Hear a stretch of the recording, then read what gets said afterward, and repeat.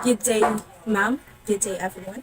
I am Rita Delano and I am the last presenter or reporter in this topic, audience and criticisms. So, my part will be about the basic problems of criticism. Basic problems of criticism. But before I proceed on the basic problems of criticism, let me first define what is criticism in theater. So, criticism in theater does not only about saying that the play was good or like it was bad, but more on analyzing and evaluating performances, the production, as well as the meaning of the theater or of the play. So, critics focus on three fundamental elements or three main areas, which are understanding, effectiveness, ultimate worth. So, understanding, by definition, grasp the player's intent, script, and production goals. So, a critic, here in understanding, a critic must ask, what is the playwright trying to communicate? Or what themes, emotions, or kanang message ang iyahang ganahan nga i-communicate or i-deliver or ganahan niyang ipa-experience sa iyahang audience. So, for example, a play with the genre tragedy and it is about human greed. So, a critic must able to recognize the moral lessons, emotional struggles, as well as sa narrative nga structure ana nga play. Since understanding man siya, so if nakasabot ang critics, ang mga critics ana nga play, then of course ma-recognize niya ito sila. Kay since understanding does not merely commenting like the play was sad or it was very heartbreaking, something like that. It is not like that. So it is more on connecting the plot, the dialogue, and the performances to the underlying themes of the play. Next, we have here effectiveness. So by definition, effectiveness assess how well intentions or interpretations are realized. So here, like what is being said, effectiveness assess how the production, how well the production realize the intended goals of the play. So in other words, did the actors, directors, or the designers successfully communicate the story, the emotions of the play? Something like that. Since na mga instances na yes, the actors were able to effectively nga makuan jud reflects effectively reflect the emotional struggle of the characters or of the characters that they are portraying. However, na ay iban yung mga error in terms or mga technical issues like the stage is ngit-ngit na siya kaayo. So in that way, since although the play or the actors kay na kuan jud nila tarong na resonate nila tarong sa audience ang ilang need nga ipa-experience nilang audience through the emotional struggle of their characters, but naay libabag which is katong lighting nga naka-influence sad sa performance kay wala kaayo na highlight ang mga key moments or ang emotions. Kaya dili makarap ang kita siya kaayo. So, in that way, we can say that the play or the critic would comment like the play kay kuan dili siya kayo effective kay naay one part na wala kayo na successfully na nakuan nila na manage. So next we have the ultimate worth. By definition, ultimate worth evaluate value based on personal perspective, context, and cultural significance. So basically, the ultimate worth evaluates the overall value or significance of the play considering the social, mga cultural na mga perspectives. So here, the ultimate worth is more subjective than the two areas since it questions or gonna it questions or it asks questions like was the performance worth attending or nakakuan ba siya or it has a if it has or it leave a lasting impression sa mga audience or meaningful ba siya in a sense nga nag-reflect siya sa mga current issues or mga relevant issues. So, in a way nga, meaningful siya sa mga audience. So, yeah. Also, a critic can also consider if the play has its own originality or mga in terms sa iyang cultural nga relevance as well as sa iyang kuanjod influence sa mga audience. Okay? Now let us proceed to the key questions for critical response. So, critics often frame their analysis using these three main questions. First, if what was attempted. Second, how fully was it accomplished? And third, how valuable was the experience. So, marag same man siya sa na-mention sa aning sa problems, sa basic problems of criticism. Okay, let us focus first on what was attempted.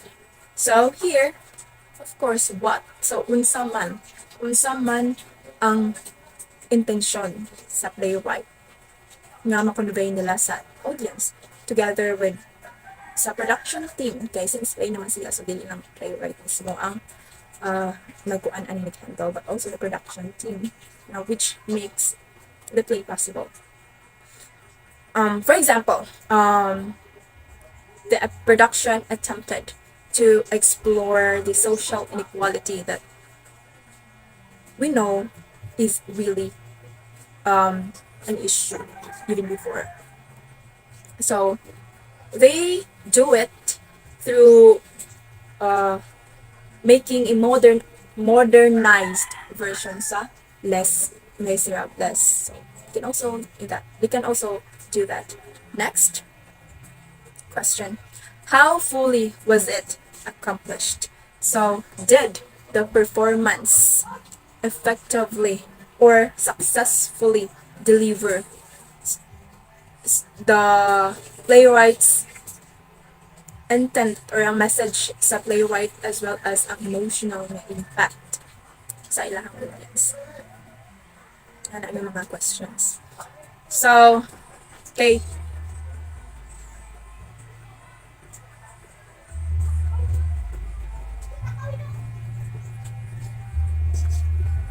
Somewhat ko ano ni sa ni mirror ni siya sa previous itong tulok ako. So masabtan ka siya. Like what I have said earlier, if naay mga technical issues or something na maka kuan jud makaguba or not in a way na maguba jud ang performance at makapikto siya, then we cannot say that they fully accomplished. However, like in some instances, if we focus more on the next question that I am about to deliver, or I mean to discuss to you, what is our discuss? So, proceed na ta. Next question: how valuable was the experience? So, since as a critic, you ask yourself if does the play worthwhile ba siya na yung mga meaningful ba siya nga experience, ga-focus siya sa significance o unsa ka kung say makuha nimo ana nga play. So ani nga case, if the focus ka more sa value niya, then katong mga technical issues like katong before may mention ako katong about sa lighting, then more na sa mga siya na as a critic, you were just mga na siya dili na kaayon mo ma realize since samot na if ang play kay very kuan siya very talking about mga contemporary issues na daghan kaayo mo relate, especially na if na mga tao or particular na audience kay same sila experiences. I mean, critic na sa same nga experiences. As well, the same goes sa audience side. If makita man if ang play kay effective or kanang kuan siya maka-resonate well siya sa iyang audience kay it is very visible.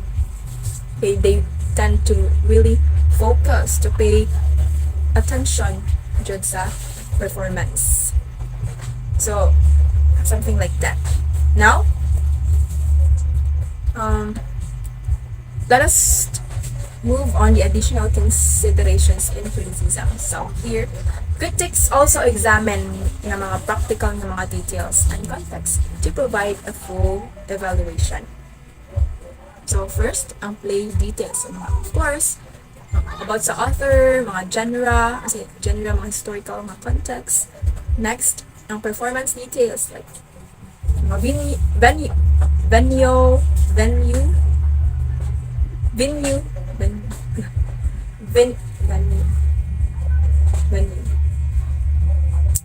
Next, let us proceed to the additional considerations in criticism. So, critics also examine practical details to provide a full evaluation of the play. So first, the play details. Of course, mga authors, mga genre sa play, o sa about ang historical context niya. Then for the performance details, of course, the venue, asa man hinahitabo ang play, ang date, mga feature ng mga performances, the production team, who are the director, actors, mga designers nga involved in the play, or who made the play possible. The realization goes, so how acting, direction, and design contribute sa purpose sa play. And lastly, recommendation. So,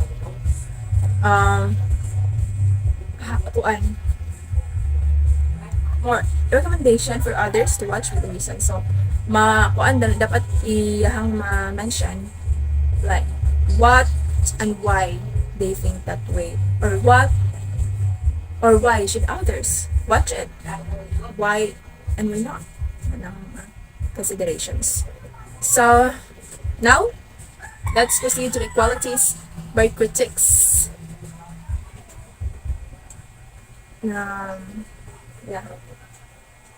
First, we have sensitivity to feelings, ideas, and imagery. So, as critics, of course, dapat sensitive pa sa unsay nahitabo sa play or on stage. Like, maka-recognize ka if na ay something na mali or error, or in terms sa emotional tone sa mga actors, sa mga technical issues, about sa if align ba siya sa themes, something nga nagkuan siya thorough nga observation, dili lang kay mga surface level lang nga kuan nga umuhang nabantayan since as critics kailangan siya sa of attention. They're not cold critics, kuan sila wala nila gisabot ang wholeness, ang entire na essence sa play. Next, we have well-informed about theater across periods and styles. So, as critics, dapat naa sila knowledge about sa mga period katong mga classical, mga sa to, mga modern, modernism, mga realism, okay, para sa maka sabot sila if kana nga mga context ang nagamit sa play. So, ay knowledge jud na. Dapat yun just like knowledge as critics. Kaya sa nila pag-criticize or how would they judge they play fairly if they don't have the knowledge. Diba? If in that case, kung ana siya, unfair na ang judgment. Kay wa siya kuan, dili siya informed about ana na context. Next, open-minded and tolerant to observation. To open-minded and tolerant to innovation. Of course, as as the world changes, of course, ma-change sad ang theater na adyo innovation po sa theater. So, excuse me. As critics, dapat dili ka mo remain stagnant or you must be dynamic on how you judge or you provide criticisms sa like what if imong standard or basis sa imong kuan kay katong before pa nga mga years, so na-change naman ang way sa theater karon, so dapat you are open-minded ka na ang way and that dili nimo i-encourage nimo ang innovation. Okay, change is really something that magstay jud, like all na mag-change man jud ta, people also change. So, ang world sad of course and other mga areas, especially in speech and theater arts, diba? Mga performances. Next, self-aware of personal biases and values. So, as critics, as you are, dapat aware ka sa imong mga preferences. So, aware jud ka nga. Well, that is a human nature. So, naman jud yung mga biases, mga preferences, or mga gusto. Of course, kay ako naman, so na jud yung mga gusto. Then, natay ganahan, pero ang madili. So, if imuha na siyang dadon sa pag-provide of criticism sa play, then you are practicing a unfair criticism or you are providing an unfair criticism. Tinag-base ka sa imong biases, sa imong perspectives, and sa imong preferences, which is not okay. Dili siya dapat yung ana. Dapat, if you are providing judgment about a particular play, then you really need to disregard sa itong mga biases, yung mga likes, yung mga preferences. Kay, in order for you to avoid unfair na judgment. So, next, articulate in expressing judgments and rationality. So, of course, since as critics, naamad yun na sila ika-istorya. Hinahapon na. Nga na sila may istorya about na play.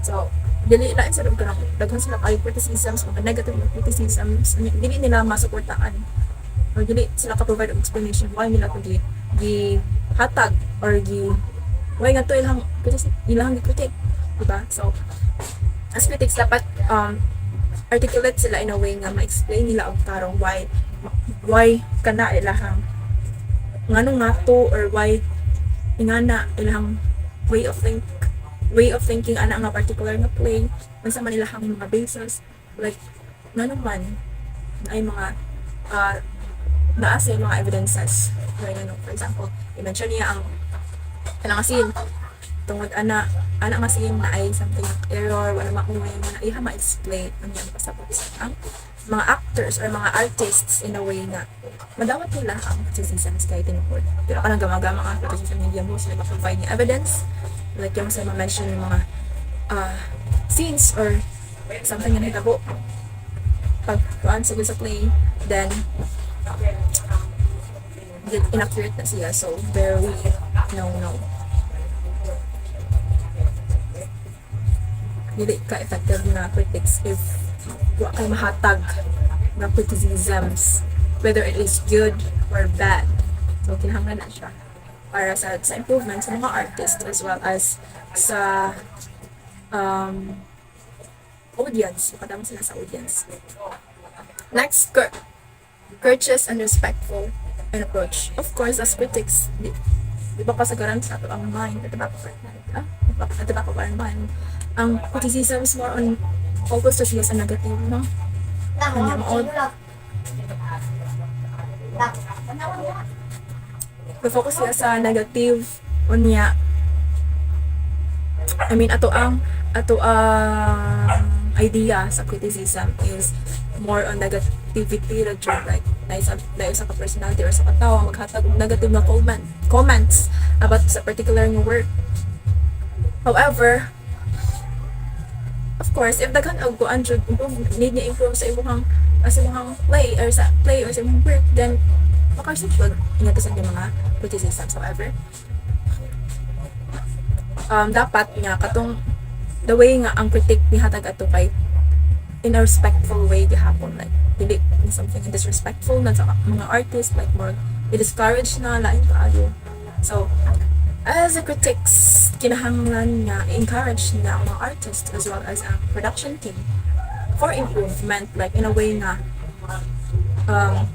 you identify or imong ikuan nila ang ilang mga need niya improve, dili na way nga pinasigasigba or like na emotions nga negative kaayo, which is very very malain sa ang mga artist na. So instead nga ganahan sila nga ma-improve based sa imong criticism, then wala na sa ma-discourage na sila ang labo sa mga siguro para ako something nga na which is very no jud.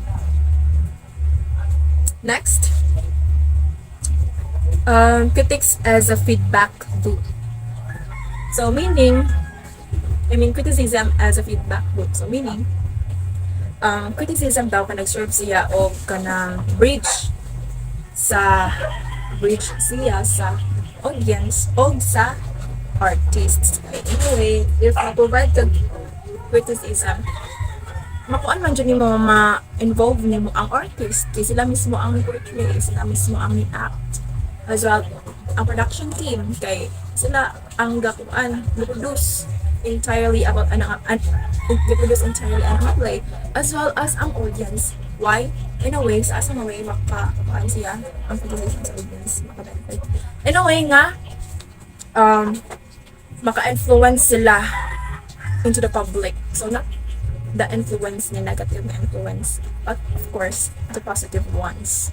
In a way nga maka-realize sila na dito na parang makaibawi ko sila kung saan nila pagtanaw jud mismo sa play or the right way of understanding the play, like ma-realize nila ang essence jud ano nga play, not just for entertainment but of course na yung mga plays, most of the play na yung mga moral lessons na makahatag meaningful ng mga experiences sa mga audience.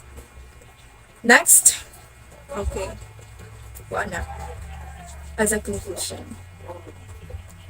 So, in conclusion, the audience is central to theater, actively shaping meaning and emotional impact. Watching a performance requires focus, imagination, and awareness of theatrical elements, while criticism evaluates its artistic and cultural significance.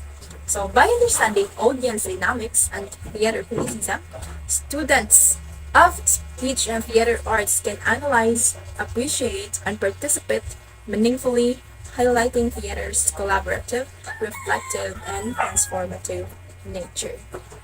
So that's all for our report. Thank you for listening.